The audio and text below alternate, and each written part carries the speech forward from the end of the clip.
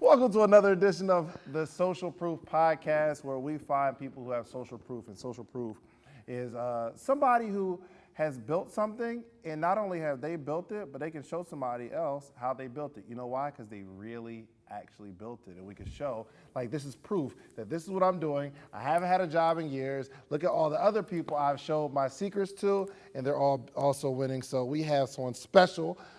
One of my guys, one of my true friends, Mr. Marcus Y. Rosier. What's the Y stand for? Hey man, what does G stand for, or the Z in Jay-Z? That's a good question. That's a good question. Does it really stand for something though? It does. It's my middle name. You know, Do you want to? yeah, I keep it a secret, man. I can't make that a social proof exclusive. Yo, for some reason I knew you was gonna say that because you just seem like the marketer guy. Like it just adds interest. But it's a legit middle name, man. Oh, for sure. Oh, I'm gonna find it. So, what's the word, Mr. Rosier, man? How you feeling? I feel phenomenal, man. I'm honored to be here with you. I say it all the time, man. You flat out genius, man.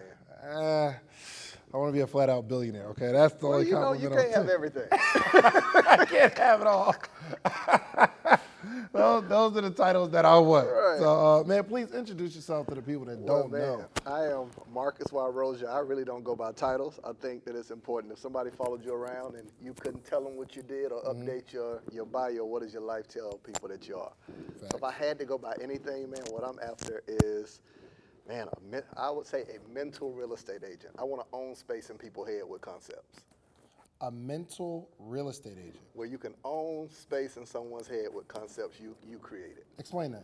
So imagine, like, Win the Day. It's proprietary. It's something that has a concept. But when you think of John Maxwell. Well, explain Win the Day, what that is, Okay. for those who don't know. I'll do both. Okay. When you think of John Maxwell, you think of leadership. Yep. He owns mental real estate. He 100%. owns a street called leadership. Yeah, he owns that street, In bro. your mind, that you think of him. If you think of relationships, you think of Chapman, the 4 love languages. Well, people was in love before him. But he bought the block in your head that you meet someone now and they make you take a test and say, what's your love language? He owns that block. Dang, that's real. So for me, That's deep. I think the people who win, whether it's Tony Robbins, that's how he's been around. He takes concepts that everybody knows, he names and make it proprietary. That's all we do in America. We take plain land we didn't own, we pave it and name it something. So that's what I want to do. I want to take concepts, name it something that I can own space in people's head and live forever. Gotcha. Yeah. All right, so what is it that you do right now? I know you do coaching, you do a lot of consulting, things of that nature. So kind of share with people what you do. Absolutely. I help people market and monetize strictly online. I've locked it in. Now what that looks like is messaging. At the end of the day, only thing I'm good at is messaging, being able to put words together. So I help people figure out Get that right there. Oh, I help people figure. Chinchilla on the mic. Well, you know what I'm saying? Get that off the chinchilla. You know what I'm saying? Little lamb, you know. Little lamb. Mary's little lamb, you know. Y'all should see it. So for those that are listening, he definitely got real, authentic lamb without blemish. Cut it out. Cut it out. On his jacket. I love it. out. Okay, I'm sorry. Go ahead. This guy here. Man, what I do now, I'm targeted. I help people market, which is in essence, how do you find your ideal client, people you want to work with, and monetize online? So how do you figure out a way that you can consistently generate income surrounding your genius? So in essence, it's messaging, but it's built around marketing and monetizing. So that's all sales funnels, email marketing, automation. So now that's all I do. I take what's in people's head, teach them how to communicate with their ideal audience, and teach them how to package it and monetize it. Gotcha. So what are some of the principles that you use? Because obviously we both coach a lot of small business entrepreneurs. Absolutely. Where do you see most small business entrepreneurs get it wrong? Oh man, several things. First and foremost, they communicate their. One more time.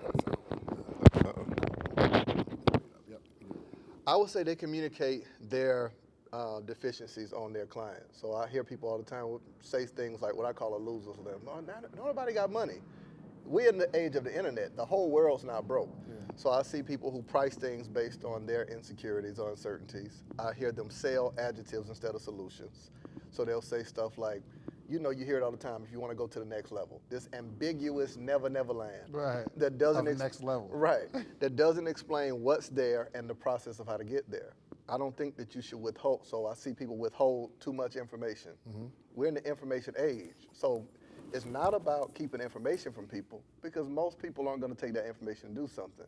Everybody can clean their house, but they'll pay someone to clean it if they can afford it. Facts. You can cut your own grass, but you'll pay someone. So it's not about withholding it. So they do that. I think the other thing I would say is, I think we have a lot of people who have great ideas, great skill set, but they don't have the ability to package a business. I'm talking about, if you think about a dentist office, you go into a dentist office, they're gonna hit you with the cleaning first. They're gonna go from the cleaning to they're gonna tell you something about, maybe you need braces or retainer. They're gonna just keep upselling you all the way. That's a full business model. So I see that a lot of people have a product, but they don't have a full business model. So what I teach is what I call PSP, Product Service Program. That should be your first value ladder. We all started with a product, a book. That's your lowest purchase point, a service, and then a program. So I'll give an example if anybody's listening. We'll use toothpaste. A person needs to brush their teeth, they need toothbrush and toothpaste. That's a product. Facts. A person breath stinks all the time, they need a service. They need you to clean their teeth for them. Then they need a program, how to eliminate it all together where they can do it themselves. That's a value ladder from the lowest point to the highest, but you keep them working with you. You can make as much money as your ability to continue to meet the needs of that person along the way. I like that. All right, so take me back before you knew any of this stuff. Man. Like, you go to college, right? I'm a dropout. You dropped out? Welcome to the club. All right, My cool, mother's cool, so cool. disappointed, man. So what'd you go to school for? Man, I was in school, I wanted to do education and business. Why'd you go to college? To play basketball, literally. You? Oh man, torn ACL and all that good stuff. I was point guard. Really? Yeah, man. I thought that's all I would do forever. I didn't know you hoop, Mark. Yeah, man. That's crazy. I thought that's the only thing I would do. I'm telling you, that's all I did my whole life, basketball. You name it, year round, I thought I would be that. And when I didn't, I didn't know what I was gonna do with myself.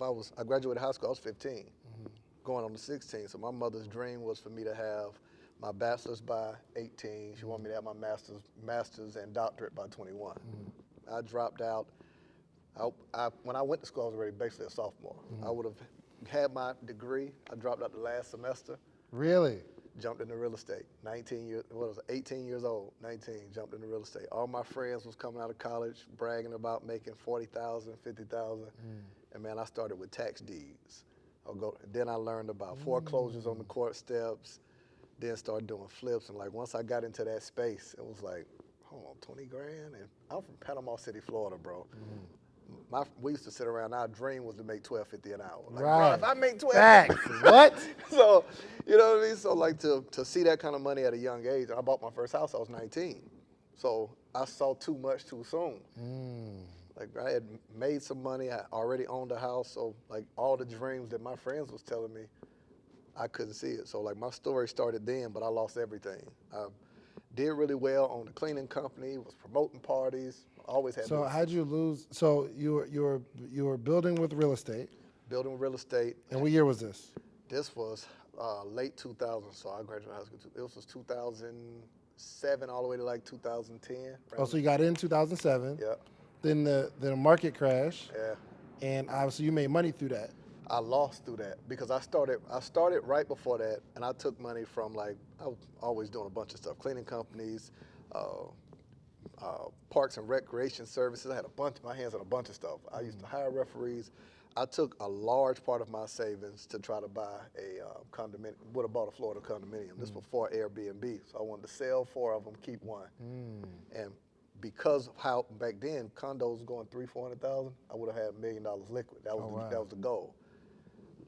You know what was happening during the recession is banks could call you and say, "Hey, we want you to close out this loan." So you got to basically make good on the whole amount. People didn't have it; they would overextend it. My deal was with the guy. Right.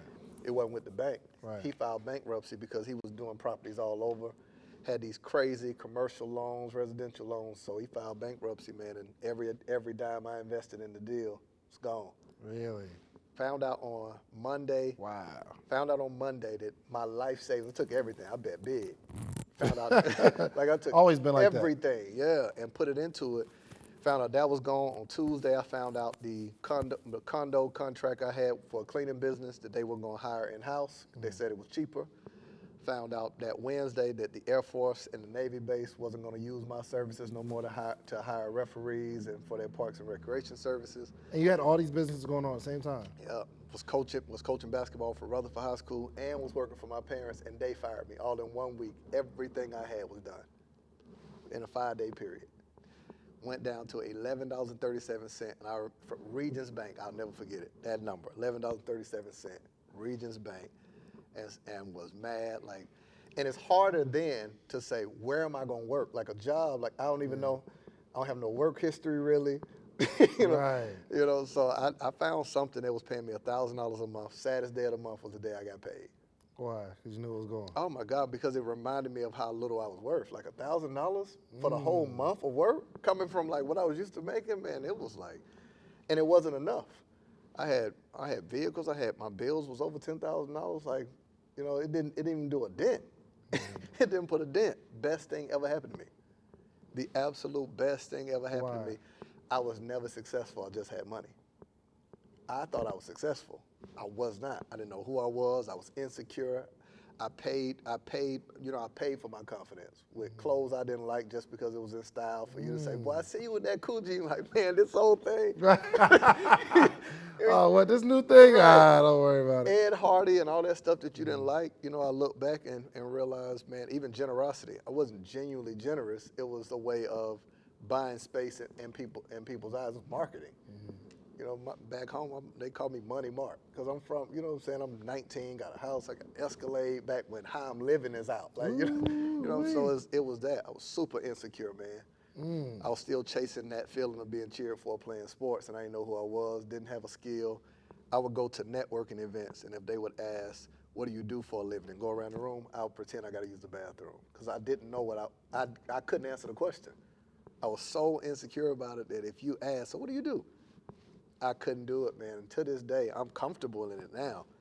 But I hated that question for years until I soul searched. So it was then that when the day started then. I had no money, big believer in faith. So I tried to find ways to give tithe, but you can't tithe when you ain't got to offer nothing. You know? I was making it rain at every offering basket I could find, hoping that'll turn it around. I wanted to be a speaker. That's the only skill I knew I had when I taught people listen. Went into from there, went into Edward Jones Investment Group. That was my first. I didn't even know it was corporate, right? Talked to the guy about an idea I had about all my friends had been locked up. How do we partner them with businesses in the community? And if you vouch for them or other business owners, be mentors to them, jobs will hire them. We started. He said, "What do you call it?" I said, "I will be great today." Blah blah blah. He thought I had a real organization. He said, "Meet me tomorrow for breakfast." I get there, and it's their corporate meeting. Hundreds of people. I'm the main speaker, first time speaker. They paid me $12,500. Ooh. Now keep in mind, I'm making $1,000 a month. Oh, for sure. You taste blood now. So like that I was know you taste blood. but I couldn't cash it because he wrote it to an organization that I didn't even have the paperwork in place. Like that's what taught me about structure. I was horrible as a speaker. So you told him the name of the company that you had in your head. Yeah. And he wrote the check to that company. Yeah. That didn't even exist. Had to hurry up, get paperwork in place to be able to cash it. And 12.5, that's what I was making. That was more than what I would make a year at the job I was working, man. And I said, I got to get better faster because I started getting opportunities to speak. And that's when the day started. Man, I didn't have money to give. I was praying and heard clearly, man, I was mad at God, like how you let your boy go broke. You know, I heard clearly, like, man, I ain't asked for your money. And that's when like it shifted everything in me to say, man, tithe is so much more than money. I promised God that day, riding in that car crying, that I would give him the tithe of my day to the gift he gave me. And that's where it started. It was 10% of the day. And because I was competitive from basketball, I wanted to play ball and I wanted to make $1 million. I converted time into money because I was a procrastinator. So that's where it came from. So every day was worth $2,400. I promised I would give 10% of that, 2 hours and 40 minutes, or $240 to my gift. So I started waking up every morning, spending 1 hour, which was $100, and I would write a check to myself, pay to the order of, and I would pick a focus for that day. I would get cards, I would mute the TV, listen to the news, and act like I'm interviewing. That's why now I don't say ums, uhs, I eliminated all of them. Wow. I would pick a card, write a word, and would have to create a speech on the spot. 3 points, organization, introduction, make up a story on the spot, be able to flow between questions, look at news reporters and see how they squeeze information, gap fillers, think time, this thing I call upsetting the equilibrium, to take someone with a train of thought they agree with and flip it to move towards your point. You know what I'm saying? So it's all these. So I agree that a man should open the door for a woman, but I would have to speak on the fact that a man should not have to open a door for a woman, and it just stretched my ability to. Yeah. And you move them in that direction where they have no disagreement with what you're saying. What's one of those joints that everybody says, hard work pays off. Everybody agrees hard work pays off. You lead them in a train of thought, the agreement with no objection. Then you throw out something that they could have some internal objection where they disagree with you just enough that it creates tension between you and the audience. From there, they have to listen to you, and you drip the content throughout. You know what I'm saying? So it's all these little technical skills I learned. You got to think now, that was October 10th, 2010. Every single day since then, 2 hours and 40 minutes. That's how I wrote my books. I wrote 23 books in 3 months. That same principle. To this day, 2 hours and 40 minutes or more into the area of communication. Not even a doctor go to school every day for this many years. 10 years strong, man. Wow. That's what changed the game. All right, so you got that one speaking gig, $12,500. You got to go set up a company so that you can cash the check. Yep. And even if you change your mind on the name of the company, you can't now. So you create the company so you can cash the check. And then what? Man, after that, it was figuring out my voice. I sounded like whoever I was listening to at the time. For sure. Yeah, another feeling. And dealing with that internal insecurity, like from a communicator standpoint, I tell people don't crash when they're driving straight, they crash when they're switching lanes. So it's the moment where there's silence when you're transitioning from one train of thought to the next. That was the hardest part for me.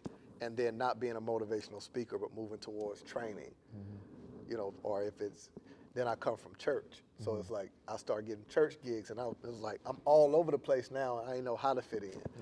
So I started building structure around that. Then I started really focusing in on, okay, I know I want to help people with time management. I waited until 5 years that I did it myself. 2010 I started, I didn't coach nobody until 2015. 5 years of every day doing the exact same thing. And I wrote the book July 7, I put the book out July 17, 2015. 2015, okay, gotcha. So you got to think 5 years of every day I accomplished something. So I could show you, and then I documented it like a year-end statement to see how much did I pay my gift. Gotcha. So I was like, I'm not going to coach nobody until my gift is worth either $500,000 or $1 million, basically what I said. Right. That was the goal. Gotcha. So you dropped 2015, that's when I dropped my first book. And I'm 2 books in, 4 years later, 4.5 years later. How many books you got? I put out 5. I've written 23, so I've got, 18 left. But you know what's crazy, man? When you write that many in a short window of time, you're not that person anymore. So you don't even feel comfortable putting it out. Any of them? Yeah, because you were, you're different, and you batch wrote them. Like I wrote, you have to think that you creatively, I was in a whole nother space to write that many. Because then, I got 3 relationships book, a poetry book, time management. I wrote a devotional. Like I wrote books and all these.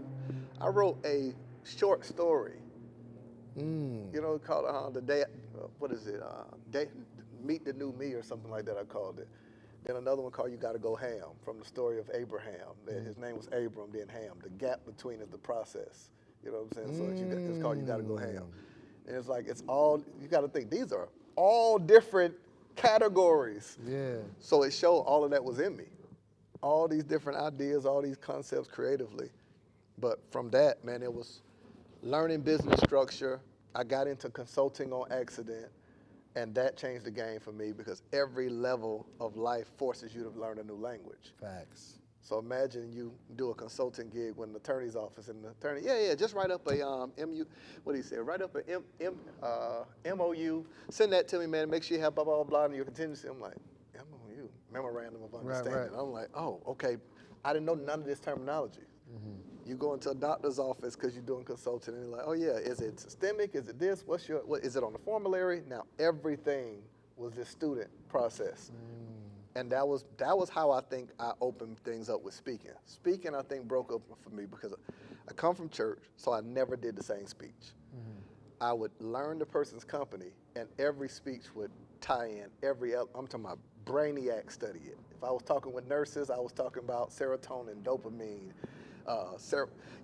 endorphins, all this. I tied it around and created the adult GPA, a grading scale from the emotional spectrum for adults. Wow. Okay, I got to dig into that. A grading scale for an adult's emotional health. And I just kept flipping it, whether it's professionals or if I was talking with. How'd you create it? In the same weekend I had to speak at a college. I was in Ohio. I had to speak at a college in Ohio. I knew I had to speak with the athletes, and then I had to speak for the faculty. And I was like, man, how do I not do the same speech, but take the same concept? And that's where it came. I was at a college, and I called it the adult GPA. I was like, a grading scale for adults to figure out whether you're passing or failing in life. And when the whole mental real estate, I knew they would remember it. If I could take that concept and plug it, then when I was speaking with healthcare professionals, I said, okay, if I can find 4 chemicals in the brain that produces stress, I could call it the adult GPA and deal with stress levels, the adult GPA and deal with the levels of an executive. And I kept flipping that concept. Then I came up with people who were depleted at work and came up with 2 days is not enough. And do your formulas just come to you? They do. I use a formula, I'm gonna give it to you, that I call the STORM method. Okay. The STORM method to make sure, like if you were to tell me right now, Marcus, they come in, I want you to speak. All I'm asking is what you want me to talk about.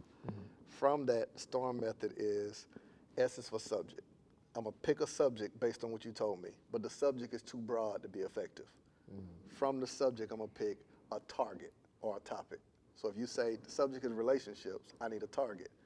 If it's husband and wife, friendships, networking, I'm gonna pick a target within that space.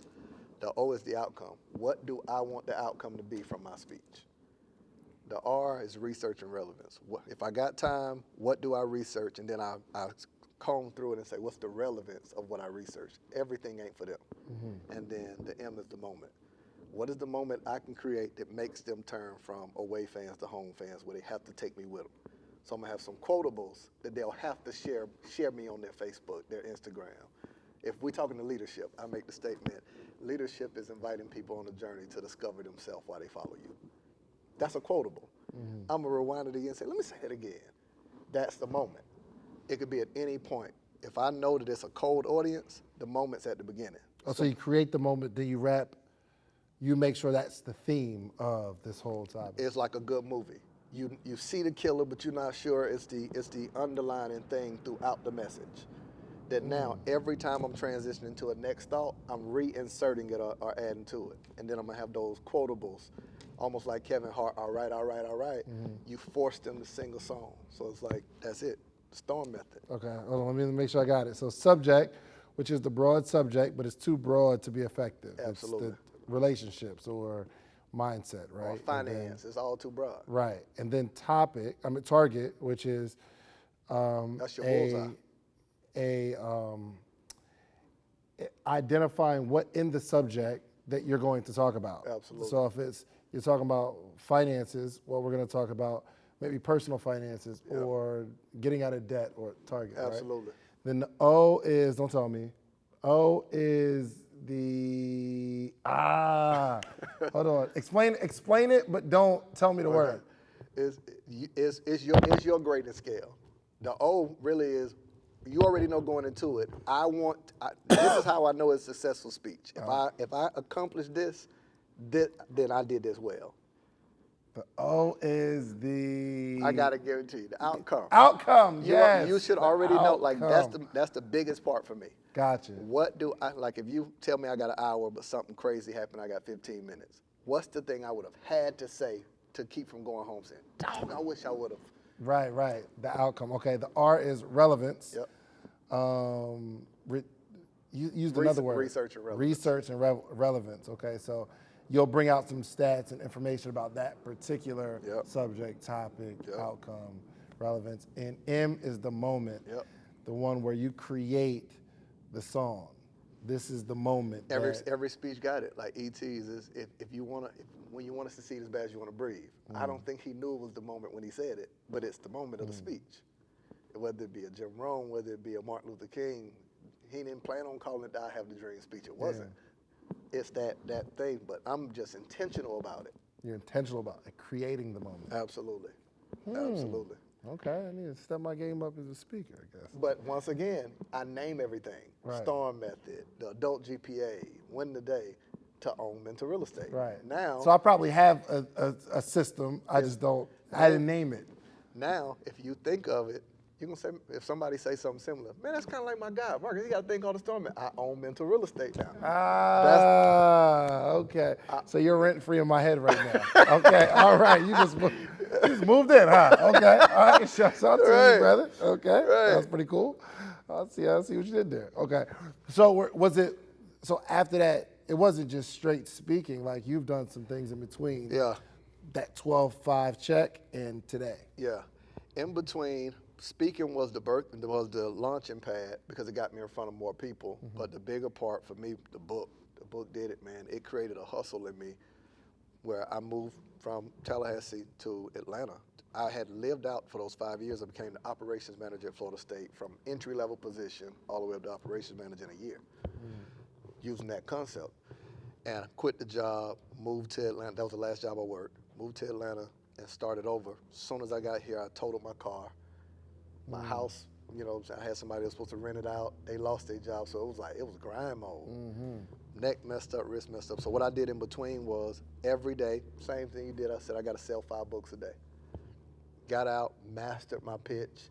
That was my active audience. Going to Starbucks, tried to find a way how do you tell someone about a book without them knowing it's yours? So Expound on that. So if I say, hey man, I got this book, you're immediately defensive. Bruh, scram, get out of here. But if I start conversation, hey man, how you doing? And I move into what kind of books you read. From that, we start a conversation. What was your day like?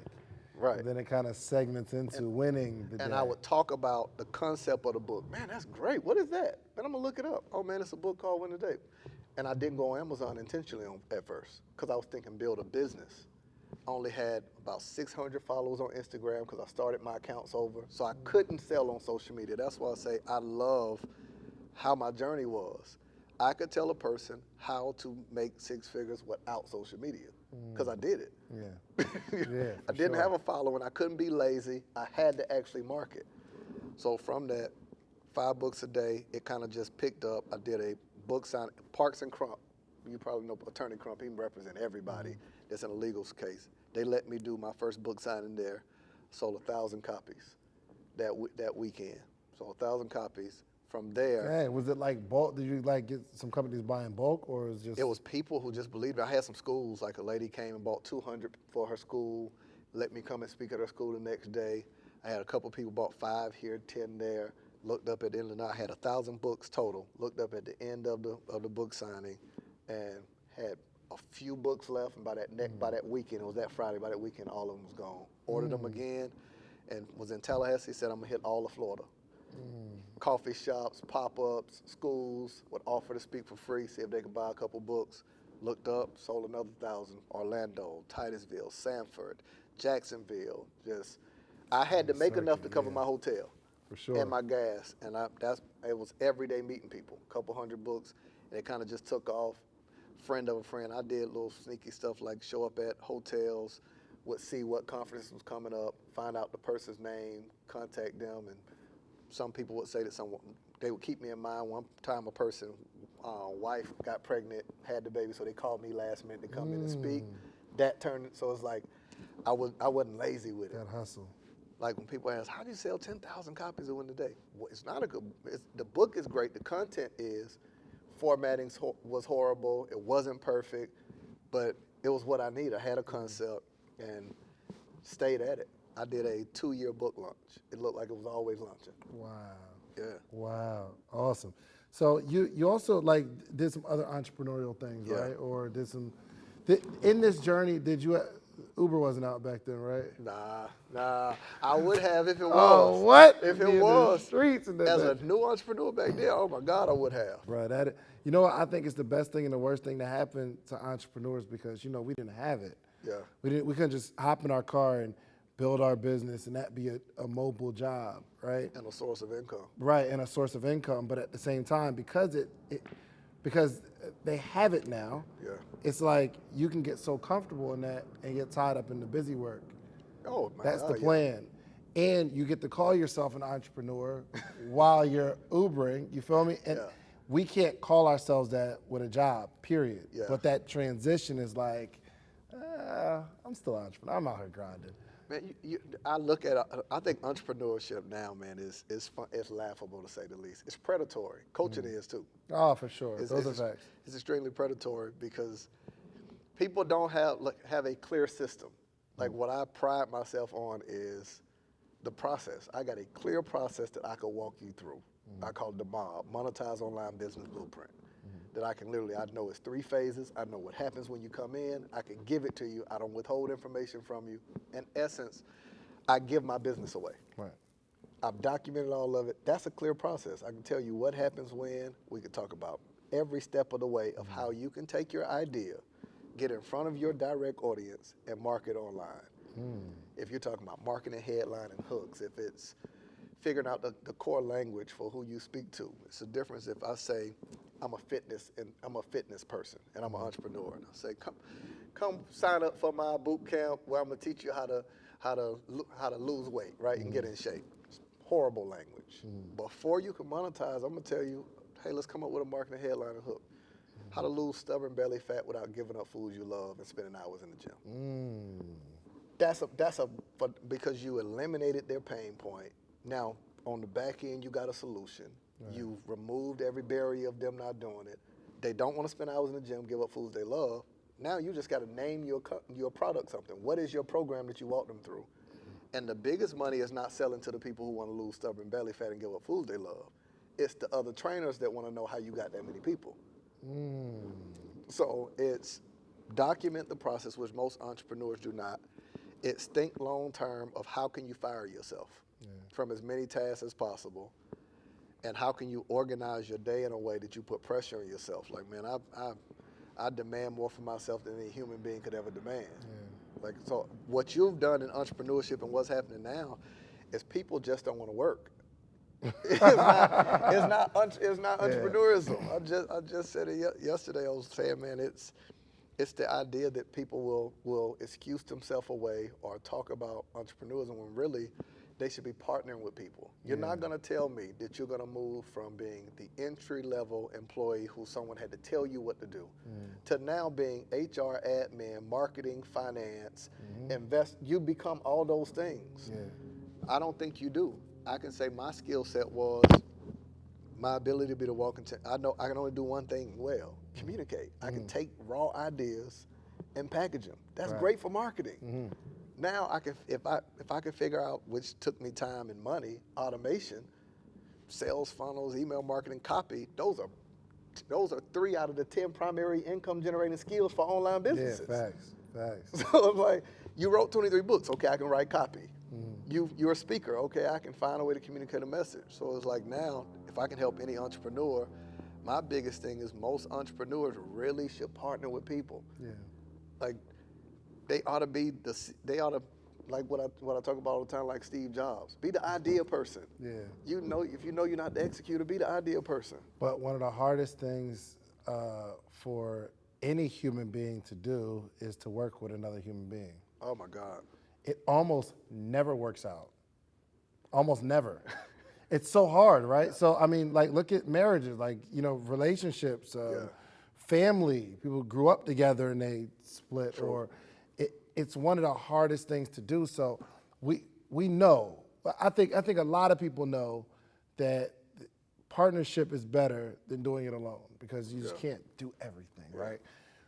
But how do we become a part of that small group of people who can get it right? Man, I would say one of the lessons I've learned is, you know, you find people who look at you like a mentor. Man, I learned so much from you. Those are the worst people. Because secretly, I told you, leadership is inviting people on a journey to discover themselves while they follow you. That means your life is going in the direction they want it to go. The problem is, if they follow you for too long, they eventually rival you. Because in essence, they followed you because they wanted to be you. They didn't discover themselves. The people, when you're talking about That explains so much right there. yeah, like it's those people who they felt like you would put them on. They wanted to skip steps. They didn't, in essence, want to follow you. They wanted to shorten the gap, but they didn't want to pay you for it. I've learned those people who come Like people want to volunteer for a bit. all the time, right? All the time. They don't want to help you. They just want to get it free. Exactly. So, yeah, okay. And steal information. So now, eventually, they're going to rival you. They're not on your team. They're your competitor. They're just not good enough yet to be your competition. But they can hang around you so long that they think they know the information. So they really start in their mind thinking, shoot, I can take him. And it becomes this competition. I've learned that you got to find what you're not so you can visit what you're not often. So when I'm thinking of building a team, find what you're not so you can visit what you're not often. yeah, like when you think of, you say, okay, I'm not an admin person. Okay, you need an admin person so you can visit that more often. Yeah. That's a part of you that you're not, that you need to hang around and visit. If you know you're not a finance person, you need that so you can visit it. If you know you're not analytical, if you're creative, now you know, okay, I get an idea. I got 2 people on my team or 3 people. All right, I need to go talk to my guy who's going to get me excited about it. But then when it's time to fund it, I know she's going to say it's just stupid, but let's go. You need somebody to shoot your idea. So it's building a team that doesn't rival it. Because if not, man, what happens with most people, they buy into a vision, they hop in shotgun into your life. And when you arrive at where you told them, typically there's nothing there for them. The job was for them to learn to build their own, but not on the back of stealing from you. Yeah, You know? for sure. So I learned, man, I had so many people, man, I love what you're doing, bro. I want to rock out with you. In essence, they didn't love, they wanted my opportunity. Yeah. The worst thing, man, like that's why I love our friendship, like how we've connected. I always check on you, think about you. It's bad when people see you as an opportunity and not a person. When you transition in their eyes and they stop seeing you as a person and it start, man, who do I know that can help me? Let me call that. You're an opportunity. You're not a person to them no more. They don't care nothing about how you genuinely doing. Yeah. The bulk of when I hit you, bro, what's good with your hire? I Facts, really want to know how it's doing. Okay, how can I Still support owe me you? dinner, bro. You Yo, intentionally owe me, don't let me bro, give you dinner just so you can do this. Because we were supposed to get like some crab cakes. We were supposed to go somewhere like hey. 2-3 years ago. Okay, Yo. he was like, "Yo, I'm gonna take It you out." really has been that long. And it just never happened. No, I think we went to lunch. Did we go to lunch or You something wouldn't like let that? me pay. Yeah, yes. So I took him to lunch. He's like, "Yo, I owe you," and I'm like, "Yo, bro, you know." All right, so I keep bringing this up because it was one time like we were supposed to get together, but Marcus couldn't make it. So now I hold it over his head. Yo, I hold it over his head every time. I tried to pay. You said, no, this one ain't expensive enough. Yo. Hilarious. It's true. You literally wouldn't let me pay. But it's that. Like, Yeah, it's for sure, that, for sure. that genuine concern for people. Like, I look at people and say, yo, it's that, like, how can I genuinely add value, stay connected to people, which you have. Man, you'll be around 1 million people and just be floating, talking. Like, it's a gift. Yeah, and you know what? The thing is, sometimes, so you'll bring somebody on. You know, you get the people that say, "Yo, I just want to help out," right? Yeah. And they stay around for a while, and they get what they needed, and then they leave. Yeah. And I should be okay with that, but it's not until probably maybe like a year ago I realized that they didn't come on to be with me forever. Yeah. They came on to build something. I looked attractive enough, and they said, "Yo, this guy can help me." And I looked at them like, yes, I can help him. But it was too long where I was looking at the people that I was helping as if they were coming to help me. Wow. If that makes sense. Yeah. And I would feel some type of way after I've helped them, and they're like, "Yo, I appreciate it," and they leave. I'm like, wow, I invested a lot. So I had to really check, like Willie Moore Jr. said, he said, purify your motive. And I had to really start to purify my motive. Am I helping people because I genuinely want to see them go to the next level, or am I helping them to get them to a next level so they can help me on another level? I had to check myself on that. Man, I don't think you're wrong for wanting both. Yeah, but I had to realize it though. Yeah. I had to really have a conversation with myself like, what are you really doing this for? Now, there are some people like like my man, I'll say Jovan, he came in as in the coaching program, and he just stayed around. And, you know, he started helping out anywhere he can. Yo, I'll volunteer, whatever, I want to help out. He comes here, he manages the whole complex. And I know that his ambition isn't, yo, let me get to the next level. He is genuinely a helper. Yeah. Like his gift is, and I don't think he necessarily wants to be the Jordan. His gift is, yo, I can be Scotty, and I'm gonna be the best Scotty there is, and we both gonna win. You found something. Yeah, but that's rare. It is, because everybody now, man, wants to be a number one. Yeah. And they don't realize, man, the gap is the number two. My mentor, I can say his name, Anthony Andrews out of Houston. He said he's mastered that he is at his best when he's a Pippen. He said he said as long as he tried to be number one, he never could succeed. He said he made millions, literally. His first year that he scaled 3.5 and kept going beyond that was doing nothing more than being the number two to eliminate every issue that you have. He builds out their sales team, their marketing, takes it off their plate, and he gets a percentage of what he brings in. He know as a high-end CEO, they're looking at numbers. So imagine coming into it and say, hey, don't pay me anything. I'll build out a team. I'll get people to buy into me. I'll eat what I produce. And the ability to do that, his ongoing statement, if you are who you say you are, it's a good deal. That's a fact. That's a fact. You know, the thing is, I honestly think I would, skill set wise, I would make a better number two than a number one. Really? I really feel that way. I just don't want to. You feel me? Hey, because I get in my creative mode where, yo, this is the vision. I just have to. I see it. Yeah. Right. And for somebody to say, well, no, that's not going. It's like, ugh. But in terms of connecting somebody, that's why I like to connect for free. Like that's why people are like, yo, you can. I was talking to my man Kaz, and Kaz, you know. Yeah. He said, yo, you are a master connector, bro. Like you just walk people indoors, and it's like it's amazing. And he said, yo, people charge for that. Like people have whole businesses around that. They do. And I'm like, yo, I want to just do that because that's what I do. But I gotta build. However, I am okay. Like me and Ernestine, we have a program that we built together. She's the star, and I just get to support that. Yeah. But it's an event once a month. It's not like you know what I'm saying? So it's a lot, man. You got to be a special type. I know myself. If I was the number two to someone because I have so much vision, indirectly I would end up being too critical of them because of how I see it in my head. The best way to word it to you, lions don't play together, man.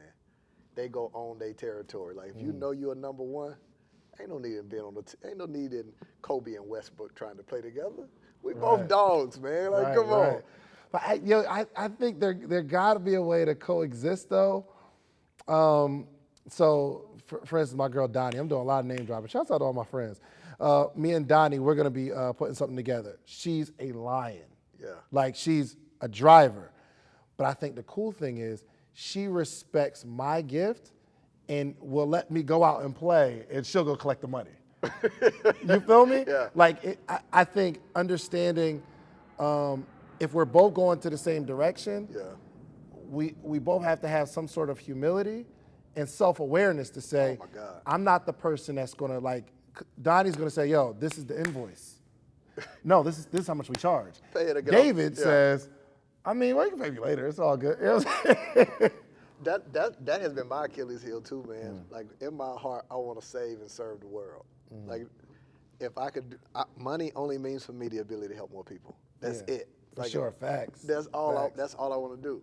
So it's like it's this balancing act because people will take advantage of you. Like I mean, deplete you and then run off, and then they will pay someone what you really should have got. Like I'm learning, man. I make this statement to my clients: every dollar amount you take from someone comes with a mindset. So like underpricing comes with a mindset. Facts. And typically, they don't get the best me, I don't get the best them. It just causes frustration that makes it harder for me to serve that person who's really my ideal client. So now I've learned, man, I won't accept that dollar amount.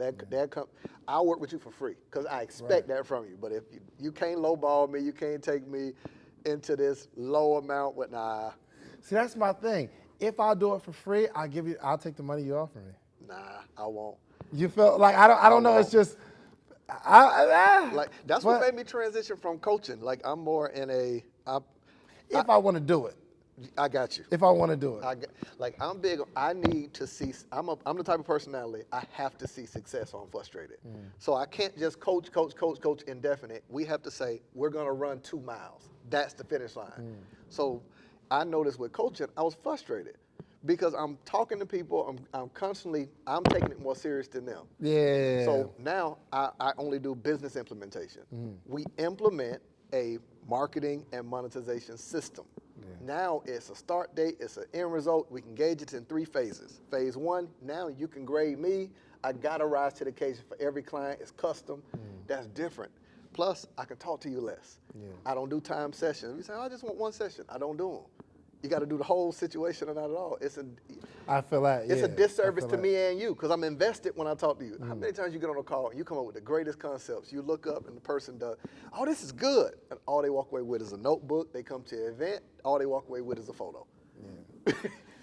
Yeah, I mean, just coaching enough small business owners, I feel like that they have to go through that process of, like I got one client, I have to tell him 3 times. Wow.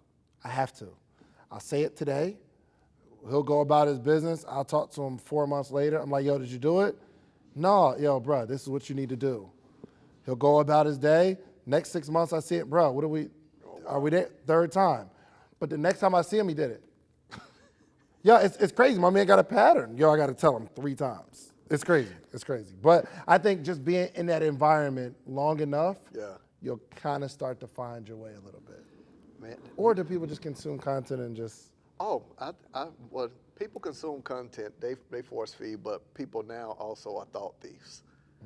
People are notorious for stealing someone else's thought and don't have the skill set to support it when they articulate it.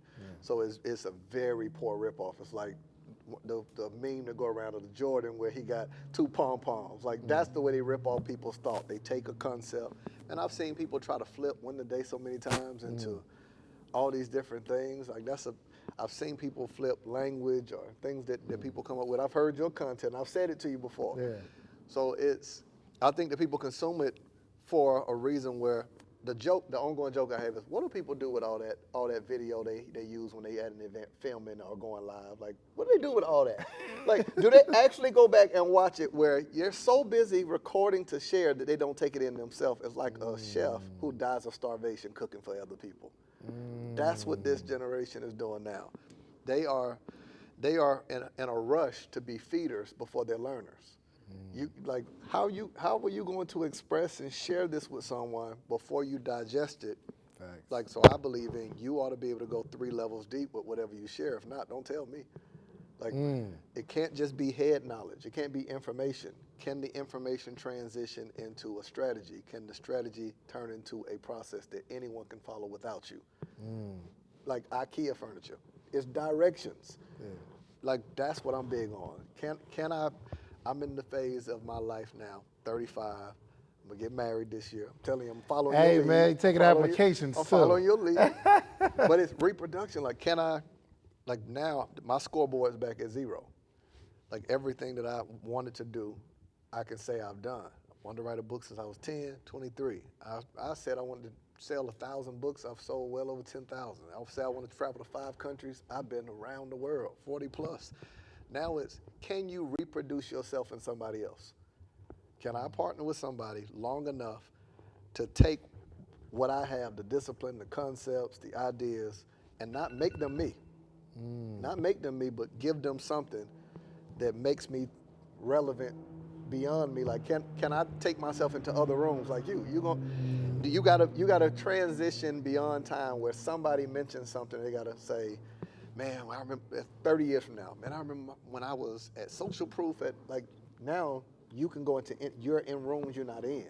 That's what we ought to be after. I honestly talked to a lot of, at first I kind of want to just get back on this you being single thing, man. So why did I say it? What you like in these streets, man? Why did I say it? What you like in these streets? Man, I want a girl with extensions and a hair bamboo earrings at least 2 dollars. At least 2. Now, man, for me now, it is the idea of I'm a very complex person. I learned that about myself. I used to do those tests, whether you're extrovert or introvert. I'm both. Yeah. So it's that dynamic. Have you taken a disc? I have. When's the last time you took it? it's been a while. Like I was high D, but it was mixed with forgot the other letters, but I'm gonna send it to you because I'm certified in behavior science on like 3 different.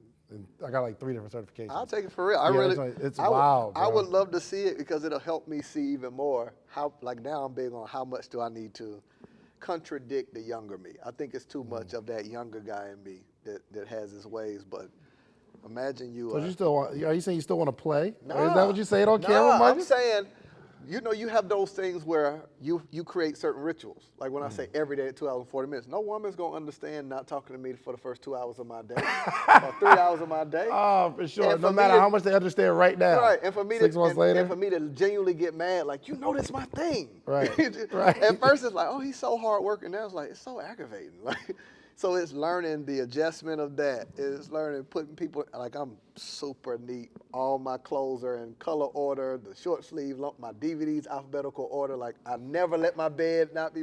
So it's like I'm tallest to shortest and seasonings. Like that's how my mind works, right? Because I'm very mentally organized. I've got to figure out it's okay. It's okay to let it go.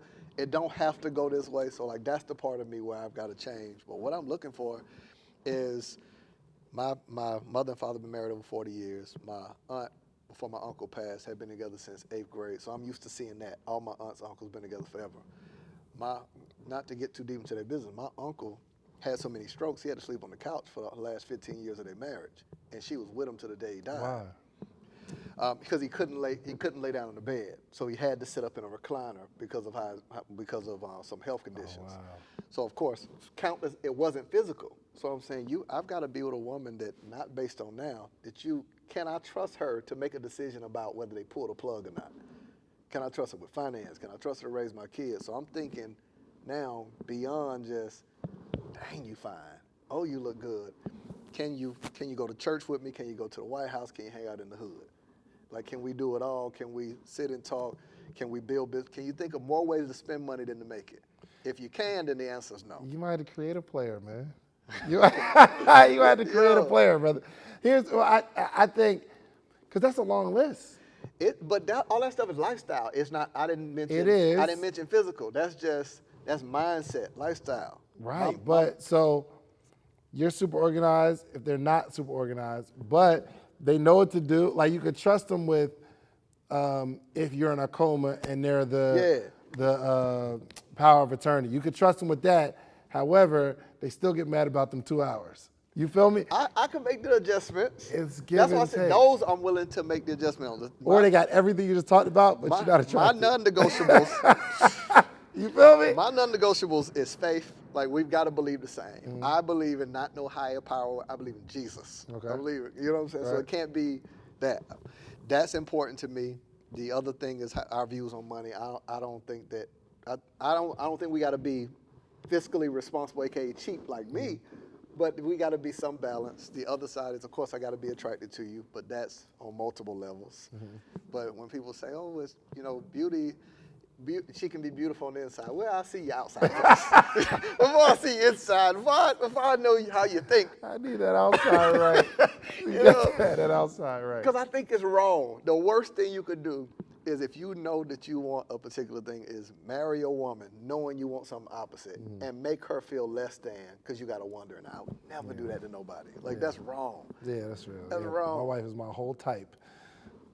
I ain't gonna lie to you. And the fact that you smiled and the day is off in space. Oh. Like, hey, he looked over at that.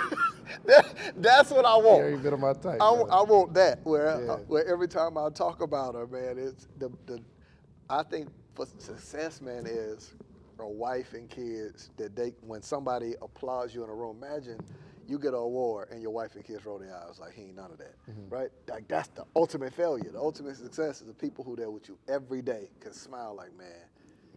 You ain't got no candidates right now? I don't, man. See, that's the thing. When you was living in Atlanta, every day we'll talk. You're like, yo, I think I can rock with it. I mean, a couple weeks later, you're like, nah, I ain't with it. You know what's crazy though, man? I reap what I sowed, right? And most guys won't admit it. I had my heart broken, good old fashioned, man. I'm talking about was all in, thought it was it, and I'm talking about like full fledged, like, whew, all right, that one hurt, and I took a year. I took a whole year, man, and didn't date at all. Like I haven't from October of 2018 going into now, not one date, none of that, man. I have taken a year to say, okay, did I choose wrong? What was I looking for? Like you got to ask yourself as a person, when you see stuff and you put up with it, why did I put myself on sale? Say it one more time. Like if somebody does something opposite of what you know you want, know you desire, and it hurts you and you forgive it over and over and the person doesn't change, you got to ask, why did you put yourself on sale? They never met your demands. Why did you put yourself on sale to do that? So I had to look at that. I had to look at my own insecurities. I had to look at, too, that emotion I made other people feel I felt. So it's like, okay, I like it. Yeah. Now I can be a man. I can say, okay, this hurt. This is uncomfortable. Like, yo, I'm talking about it was, imagine as a man you think, okay, I'm finally there. It's an easy situation. But for someone to say, oh, nah, you're not my type. After you've been dating for a minute, like, you're like, whoo, that's an eek. And you're talking about somebody who's never had them words said to him. Right. And to bruise your ego. Oh my God, yeah, that thing was. What you mean? I'm everybody type. What you mean? Like, girl, you must be blind. What you, you know? But see this bald head and this beard, huh? Listen, what'd you say? We in style right now.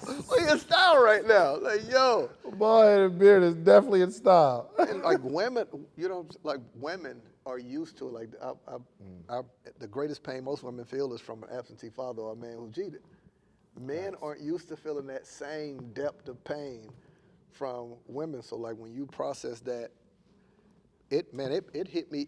I didn't realize how much it affected me in business and everything else. Yeah. Like that joint hit me. Yeah. I had to, wow.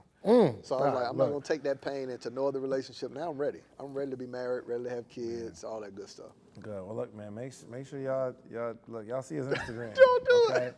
Hit him up. Don't do it. Hit him up. Reconsider. Read the letter. Sure. Unless you on that list. You feel me? That's what he's supposed to say. Nah, I don't hit me up. But he's like, yo, my Instagram's below. But all right, cool. So one last question. I like to make predictions on the podcast. Okay. So for anybody that's watched my podcast, I like to find out how we can be somewhat prophetic. So I want to know where you see yourself and what do you see yourself accomplishing in the next 5 to 10 years so we can watch this 5 to 10 years later and say, wow, Marcus said that 5, 10 years ago. I remembered. I got the footage. Here's the video. So what do you see yourself accomplishing in the next 5 to 10 years? Oh, man, this is easy. I got 3 of them, marriage, ministry, and millions. So I'll be married. I want 2 kids, sons. Yeah. The other part is ministry. I want to do for a church what the internet did for whether it be Uber or how for every time that you decided to say, I'm going to stream it, you put DVD companies out of business. They didn't know it. You put Blockbuster out of business. You put taxi cabs out of business. So what all that technology did for every entity, whether it be the housing market, I want to do that for church. I think that the church could be the greatest power in terms of community development, economic empowerment, education, family support. I think it's a time that we need it, but it has to mirror Starbucks, like that third space. Okay. You know, so I want to create a space that's not a place you go to on Sunday, but a community that's global and worldwide. So that's my focus. Okay. Ministry-wide, I want to do that. Make the Bible relevant. And I think the pastor, the preacher, should be the dopest person in the world. I think they should be what the rapper and the CEO is. Okay. I do. Okay. So that's one piece. The last piece is millions. I want to be a person who change the economic structure. I want to give away houses, that kind of stuff. Like I want to be in a position of a person who they can save. I want to have given away more money than my net worth. So you wonder, like, why do you give all that away? But he don't even have all that. Like, I want there to be an equity. Now, I'm not going to live in poverty. I'm going to live well. For sure. But I really, like, those are my things. So marriage, happily married with two kids, ministry, spending my life touching and serving people, serving those who serve others, and really helping people reconnect back to their faith. And the last part is the whole millions piece. Yeah. I have to be wealthy. My vision and purpose in life requires that who's going to pay for the stuff people are praying for? Somebody got to pay for it. I love it. I love it. Man, listen, drop the mic right there. Listen, man, make sure y'all follow Mr. Marcus Rosier. I don't know when you're watching this, but April 2nd and 3rd, 2020. The Real Social Proof Conference is coming up. And yes, Mr. Marcus Y. Rosier will be in the building, okay? Like really giving you the game. So I'm really excited to, just be your friend. I'm really happy and proud to say that I know you before you become a billionaire. Oh man, the feeling is mutual. Like I know like you're gonna accomplish some extraordinary thing past what you're doing already as an entrepreneur, but just some people just have that thing. Wow. And that what, like where they are right there's like triple you inside of you that's like trying to get out. Like I just want the time to go by. I want 2025 to be here. So I see that. Yeah, so make sure you follow Mr. Marcus Y. Rosier, young ladies. Okay, I don't know when you're watching this, but you better hurry up, okay, because the beard getting longer. You know what I'm saying? Right. Single man credit score just went up. Hilarious. Yo, Mark, appreciate you coming through, my brother. Pleasure's I see you on all Social mine. Proof, man. Pleasure's all mine.